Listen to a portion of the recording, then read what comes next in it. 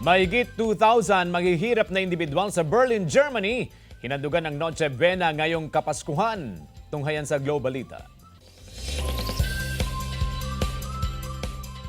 Mahigit 2,000 individual mula sa Germany ang hinandugan ng Noche Buena ngayong Pasko. Sila ang mga palaboy mula sa Berlin na walang kumukupkop na pamilya. Inisyatibo ito ng 81 anyos na German singer at actor na si Frank Zander.